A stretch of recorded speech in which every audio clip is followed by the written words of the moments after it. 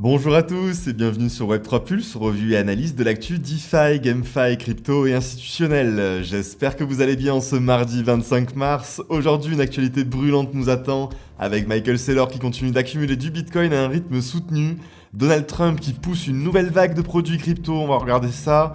On va voir aussi comment DYDX renforce son token et Dubaï ouvre la voie aux tokenisation des actifs réels. On va analyser tout ça ensemble, mais juste avant, si vous voulez soutenir cette jeune chaîne YouTube, merci de liker, vous abonner, ça m'apporte beaucoup de motivation.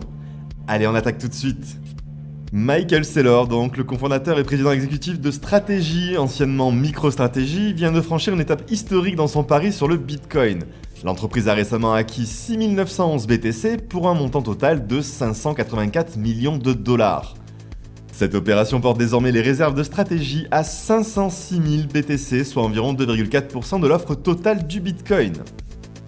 Ça signifie que Strategy détient aujourd'hui plus de 44 milliards de dollars en BTC achetés à un prix moyen de 66 000 dollars par coin. C'est un pari colossal sur le long terme qui repose sur une conviction forte. Le Bitcoin est l'actif refuge ultime face à la dévaluation des monnaies traditionnelles. Michael Saylor n'a jamais caché son objectif, accumuler du Bitcoin en utilisant les outils financiers traditionnels. Sa stratégie repose sur l'idée que le Bitcoin deviendra l'équivalent numérique d'un actif de réserve mondial, une sorte de Fort Knox numérique. Mais ce pari intervient dans un contexte incertain, les craintes autour des guerres commerciales et des futures taxes imposées par l'administration Trump pourraient peser sur le marché crypto à court terme. Néanmoins, Strategy continue d'acheter à la baisse, affirmant sa confiance totale dans le potentiel haussier du Bitcoin à long terme. Ensuite, évidemment, c'est tous les jours en ce moment, le président Donald Trump continue de s'impliquer activement dans le secteur des cryptos avec plusieurs initiatives majeures qui pourraient avoir un impact considérable sur le marché.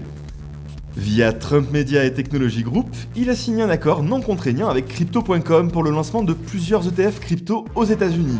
Ces produits financiers regrouperont à la fois des produits numériques tels que Bitcoin, Ethereum, Solana et des titres traditionnels avec un accent particulier sur les entreprises et projets américains. Les ETF seront accessibles via l'application Crypto.com et pourraient rapidement s'imposer comme une porte d'entrée grand public vers les actifs numériques. Trump Media a également prévu d'intégrer ces ETF dans son compte géré via la plateforme financière TrueFi. Donald Trump vise donc sur une combinaison d'influence politique et de soutien financier pour faire des États-Unis la superpuissance du Bitcoin. Cette initiative pourrait attirer des investisseurs institutionnels et renforcer la position des États-Unis comme dans le centre névralgique de l'industrie crypto.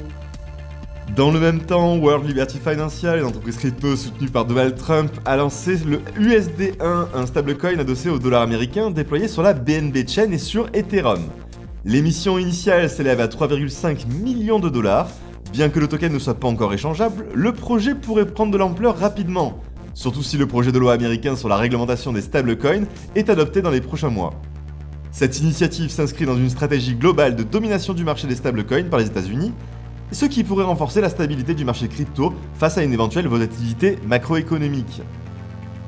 Ensuite, on enchaîne avec le célèbre exchange décentralisé DYDX qui a lancé un programme de buyback de ses propres tokens dans le but de soutenir le prix du DYDX en forte baisse depuis son dernier sommet historique.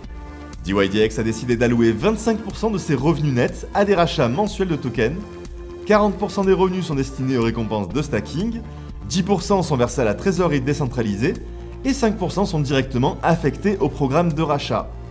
Cette stratégie s'aligne sur les pratiques adoptées par des géants comme Binance ou Hyperliquid qui utilisent le rachat de tokens pour limiter l'inflation et soutenir le cours de leurs tokens.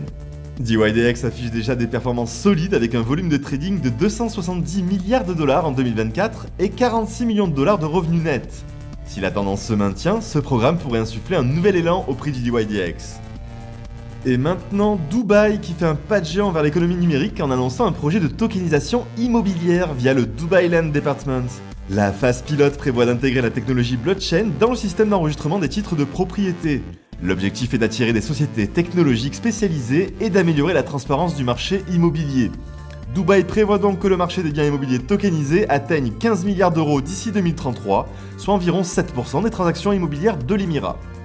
Cette initiative s'inscrit dans le cadre du Dubai Economic Agenda D33, qui vise à faire de Dubaï un leader mondial de l'économie numérique. Si le projet réussit, il pourrait établir un modèle économique révolutionnaire basé sur la tokenisation d'actifs réels. Du côté du marché crypto, dans son ensemble, on reste stable malgré une activité soutenue. La capitalisation totale du marché s'élève actuellement à 2840 milliards de dollars, affichant une légère hausse de 0,01% dans les dernières 24 heures. Le volume total des échanges sur 24 heures s'élève à 83 milliards de dollars, soit une hausse impressionnante de 36% par rapport à la veille.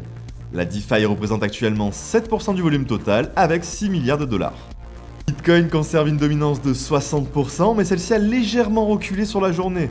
Cela pourrait indiquer un regain d'intérêt pour les altcoins ou une consolidation en cours sur le Bitcoin. Rien d'autre de spécial à dire ce matin, le marché crypto reste fragile face aux incertitudes macroéconomiques, mais les signaux de croissance sont là. Donc si les initiatives de Trump et Saylor portent leurs fruits, nous pourrions assister à une nouvelle phase d'adoption institutionnelle dans les mois à venir. Si vous avez aimé cette analyse, merci d'encourager cette jeune chaîne, likez, commentez et abonnez-vous pour ne rien rater. Voilà, c'est tout pour moi. On se retrouve dès demain pour une nouvelle actu du Web3. D'ici là, tradez prudemment, holdez intelligemment et surtout ne vous laissez pas manipuler par vos émotions. A très vite sur Web3 Pulse.